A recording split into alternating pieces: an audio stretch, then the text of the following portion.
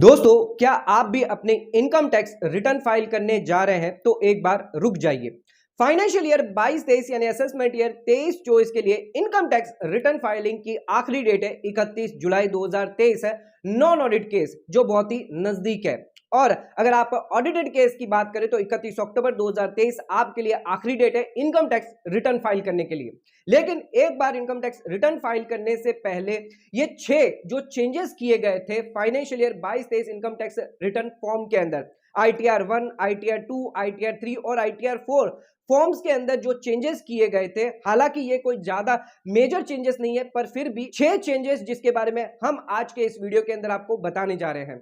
अगर इन 6 चेंजेस को अगर आप ध्यान में रखते हैं इनकम टैक्स रिटर्न फाइल करते वक्त, तो आपकी income tax return filing invalid या डिफेक्टिव नहीं होगी। तो ध्यान रखिएगा, फाइनेंशियल ईयर 22-23 यानी असेसमेंट ईयर 23-24 के लिए इनकम टैक्स रिटर्न फाइल करते वक्त इन 6 चेंजेस के बारे में जानना आपके लिए बहुत ही ज्यादा जरूरी है। आइए स्टार्ट करते हैं अपने वीडियो को बिना देरी करते हुए। चैनल पे नए तो सब्सक्राइब कर लीजिए और बेल आइकन पे और नोटिफिकेशन पे क्लिक कर लीजिए ताकि आपको आने वाले सभी नोटिफिकेशन रिगार्डिंग हमारे वीडियोस रेगुलरली मिलते रहे। स्टार्ट करते हैं अपने वीडियो को बिना देरी करते हुए। दोस्तों, आइए स्टार्ट करते हैं अपने वीडियो को। बात करते हैं 6 ऐसे चेंजेस जो इनकम टैक्स रिटर्न फॉर्म्स में किए गए हैं फाइनेंशियल ईयर 22-23 यानी असेसमेंट ईयर 23-24 के लिए। आइए एक एक करके सभी पॉइंट डिस्कस कर लेते हैं। सबसे पहले बात करते हैं reporting of virtual digital assets. क्या है virtual digital assets? Virtual digital asset जिसे हम जानते हैं क्रिप्टो करेंसी के नाम से या बिटकॉइन के नाम से या नॉन फंगेबल टोकन के नाम से या अदर डिजिटल एसेट्स है। अगर इनको आप ट्रांसफर करते हैं तो उस केस में जो भी आपने ट्रांसफर किया है, कैपिटल गेन अगर अराइज होता है तो आपको कैपिटल गेन पर टैक्स देना हो जाएगा 30% flat rate. Section 115 BBH introduce किया गया था बजट 2022 के अंदर, जिसके अंदर वर्चुअल डिजिटल एसेट्स यानी क्रिप्टो करेंसी पर 30% टैक्स जारी कर दिया गया था। यानी अब अगर आप अपने इनकम टैक्स रिटर्न फॉर्म यानी ITR 2 और ITR 3 के अंदर इसका शेड्यूल आपको मिल जाएगा। वर्चुअल डिजिटल एसेट्स का शेड्यूल है शेड्यूल VDA। ध्यान रखिएगा, ITR 1 और ITR 4 के लिए वर्चुअल डिजिटल एसेट्स का ऑप्शन नहीं दिया गया। ITR 2 और ITR 3 में ही आपको यह शेड्यूल दिया जाएगा। अगर आपका कोई कैपिटल गेन निकल के आता है वर्चुअल डिजिटल एसेट तो आप ये ITR फॉर्म फाइल कर सकते हैं, ITR 2 या ITR 3। अब इस शेड्यूल के अंदर क्या क्या डिटेल आपको देनी है, आइए जानते हैं। सबसे पहले आपको जो भी आपने इस वर्चुअल डिजिटल एसेट्स को परचेज किया है उसकी डेट ऑफ एक्विजिशन आपको देनी होगी। ध्यान रखिएगा, आपने इसको अगर ट्रांसफर जब किया तो उसकी डेट ऑफ ट्रांसफर भी आपको देनी होगी। कौन से हेड के अंदर आप दिखाना चाहते हो, तो नॉर्मली कैपिटल गेन के अंदर आपको इसको शो करना होगा।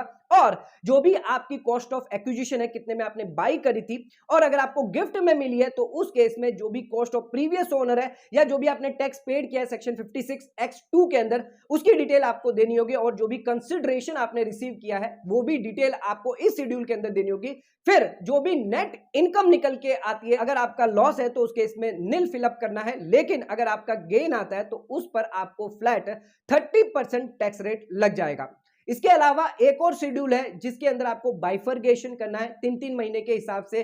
जो भी आपका कैपिटल गेन निकल के आता है, कौन से पीरियड के लिए कैपिटल गेन निकला है, क्या कोई गेन है या लॉस है, तो उसका बाइफरगेशन आपको करना है। 15/6 तक आपको बाइफरगेशन करना है, 15/6 के बाद आपको 15 सितंबर तक करना है। इस हिसाब से आपको 15 दिसंबर तक, 15 मार्च तक और 31 मार्च तक इस हिसाब से आपको बाइफरगेशन करना रहेगा। तो ध्यान रखिएगा, वर्चुअल डिजिटल एसेट्स के अंदर अगर आप डीलिंग करते हैं, ट्रांसफर करते हैं, बाय करके रखा है, तो उसकी डिटेल जो है, अगर आपको कैपिटल गेन होता है तो उस केस में आपको इनकम टैक्स रिटर्न फॉर्म में शो करना मैंडेटरी है। अगर आप अपने इनकम टैक्स रिटर्न फाइल कर रहे हैं फाइनेंशियल ईयर 22-23 असेसमेंट ईयर 23-24 के लिए, अगर ये चीज स्किप कर जाते हैं तो आपको भारी नुकसान हो सकता है। इसी के साथ आपका अगर टीडीएस डिडक्ट हो गया, सेक्शन 194S न्यूली इंट्रोड्यूस किया गया है वर्चुअल डिजिटल एसेट्स पर, अगर आपका टीडीएस डिडक्ट होता है तो आपको 26A के अंदर रिफ्लेक्ट होगा। एआईएस भी अपना जो है वो चेक कर सकते हैं, तो अपना एआईएस जरूर चेक करें, 26A जरूर चेक करें, अपना टीडीएस या एआईएस के अंदर जो भी virtual digital assets related sale और परचेज है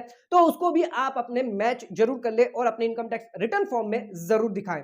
अगर आप ये नहीं दिखाते तो आपकी इनकम टैक्स रिटर्न डिफेक्टिव हो सकती है, आपको नोटिस भी आ सकती है। आ जाते हैं अब अपने सेकंड चेंज पे जो income tax return form ITR 3 के अंदर किया गया है। तो ज्यादातर जो लोग हैं वो अब शेयर्स में ट्रेडिंग करते हैं, शेयर्स को बाई करते हैं, शेयर्स को सेल करते हैं। लेकिन अगर आप इंट्राडे ट्रेडिंग करते हैं तो अब आपको एडिशनल डिस्क्लोजर देना होगा ITR 3 के अंदर। एडिशनल डिस्क्लोजर आपको पार्ट ए ट्रेडिंग अकाउंट के अंदर पॉइंट नंबर 12A और 12B के अंदर दिया गया है। क्या है point number 12A? Point number 12A के अंदर जो भी आपका इंट्राडे ट्रेडिंग का अगर टर्नओवर है उसकी डिटेल आपको सेपरेटली देनी होगी, और जो भी इनकम आप कमाते हैं इंट्राडे ट्रेडिंग से तो उसकी डिटेल भी अब आपको इस इनकम टैक्स रिटर्न फॉर्म के अंदर देना होगा। इनकम टैक्स रिटर्न के अंदर इंट्राडे ट्रेडिंग रिलेटेड कोई अलग से सेपरेट डिटेल नहीं दी जाती थी, लेकिन अब इस बार फाइनेंशियल ईयर 22-23 यानी असेसमेंट ईयर 23-24 के लिए ITR 3 के अंदर अब आपको अलग से टर्नओवर जो है और इनकम जो है इंट्राडे ट्रेडिंग से अगर आप कमा रहे हैं, जितना भी आपका टर्नओवर होगा, जितनी भी आपकी इनकम होगी, वो आपको सेपरेटली दिखानी होगी। आ जाते हैं अपने थर्ड चेंज पर जो ITR फॉर्म 3 और 4 के अंदर किया गया है। न्यू टैक्स रिजिम और ओल्ड टैक्स रिजिम के अंदर ऑप्ट इन करना है या ऑप्ट आउट करना है, जिसके लिए कुछ एडिशनली क्वेश्चनरीज आपसे पूछे जाएंगे अगर आप अपने income tax return financial year 22-23 assessment year 23-24 के लिए ITR 3 भरने जा रहे हैं या ITR 4 भरने जा रहे हैं। क्या है क्वेश्चनरीज, आइए जानते हैं।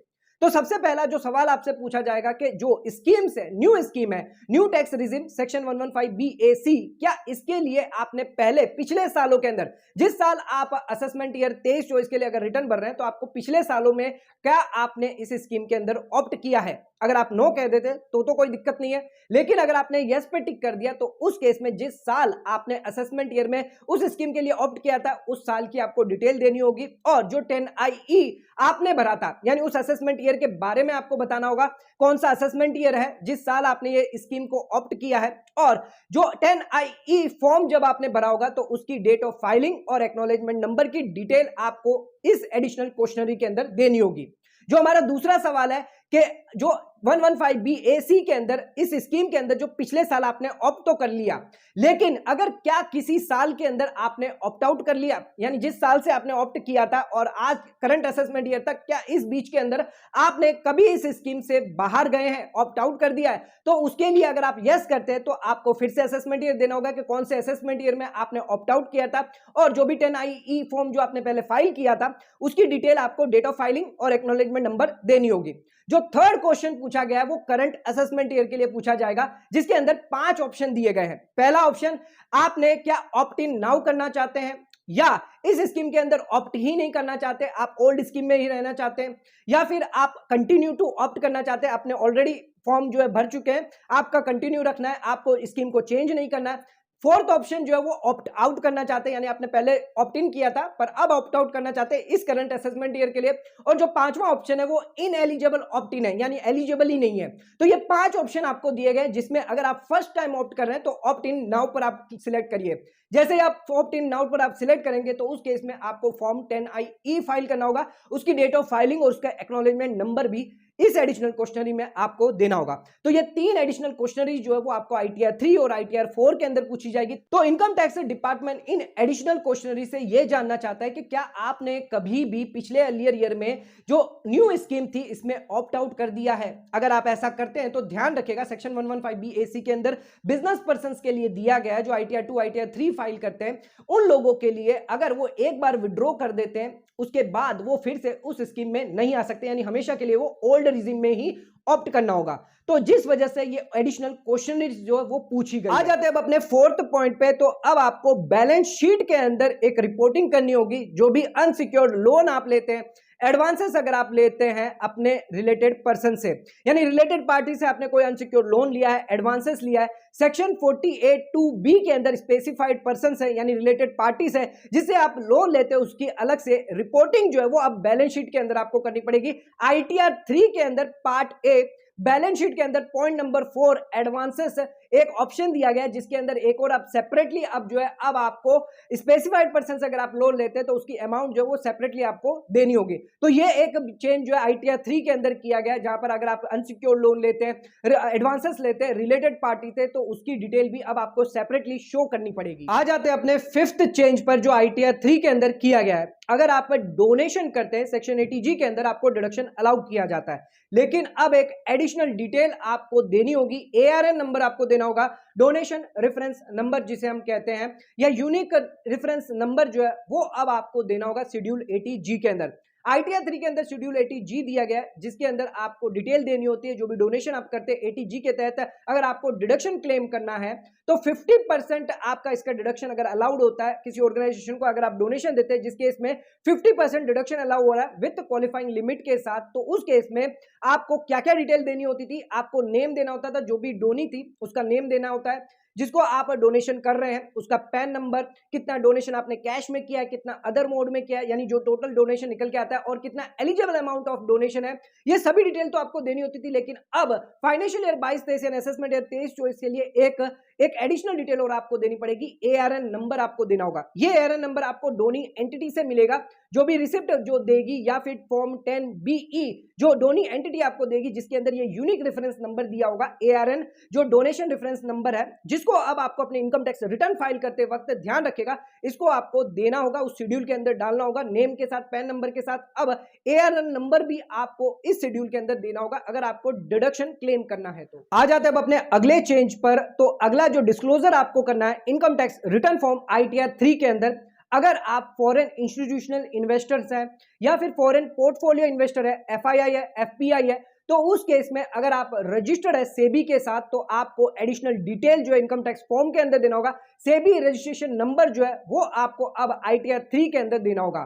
तो ध्यान रखेगा, जो भी FII है, FPI है, उन्हें एडिशनल डिस्क्लोजर देना होगा अपने इनकम टैक्स रिटर्न फॉर्म में ITR 3 के अंदर, सेबी रजिस्ट्रेशन नंबर। तो दोस्तों, आज के इस वीडियो के अंदर हमने 6 चेंजेस कवर करने की कोशिश करी है जो income tax return form ITR 1 से लेकर ITR 4 के अंदर किए गए हैं फाइनेंशियल ईयर 22-23 असेसमेंट ईयर 23-24 के लिए। अगर आपको लगता है इन चेंजेस के अलावा भी अगर कोई चेंजेस किया गया इनकम टैक्स फॉर्म्स के अंदर, तो आप नीचे हमें कमेंट करके बता सकते हैं। तो आज का वीडियो अगर आपको पसंद आए तो चैनल को लाइक और सब्सक्राइब जरूर करेगा, ज्यादा शेयर जरूर करेगा। धन्यवाद।